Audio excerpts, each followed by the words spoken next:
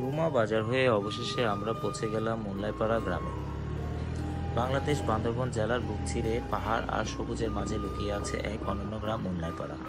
এটি একটি শুধু গ্রাম নয়, এটি একটি অনুভূতি, একটি গল্প, প্রকৃতির সঙ্গে মানুষের বসবাসের নিখুঁত উদাহরণ।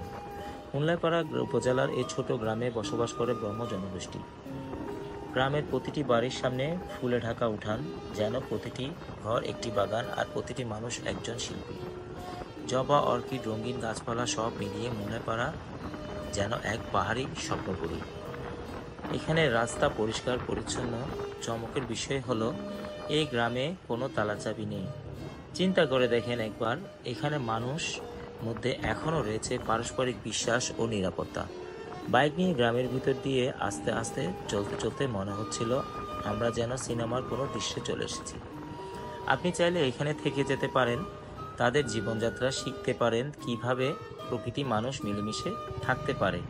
আর চাইলে এখান থেকে ট্রেকিং করে যেতে পারেন বগালে কিংবা নাফাকুম। যারা প্রকৃতি ভালোবাসে, যারা শান্তি খুঁজে, তাদের জন্য মুল্লাইপাড়া হতে পারে এক আদর্শ ঠিকানা।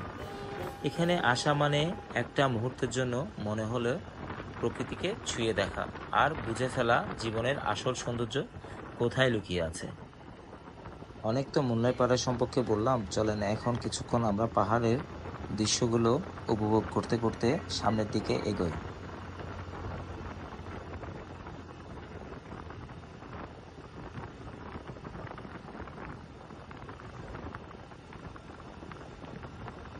মুল্লাইপাড়া গ্রামের সৌন্দর্য উপভোগ করতে করতে আমরা চলে এলাম একটা রেস্টুরেন্টে। সামনে দেখা যাচ্ছে এই রেস্টুরেন্টের নাম মেবি কিছুক্ষণ ক্যাফে অ্যান্ড রেস্টুরেন্ট। এখানে আমরা কিছুক্ষণ বিরতি দিব, এরপর আবারও আমাদের বগালেকের উদ্দেশ্যে রওনা দেওয়া হবে ইনশাল্লাহ।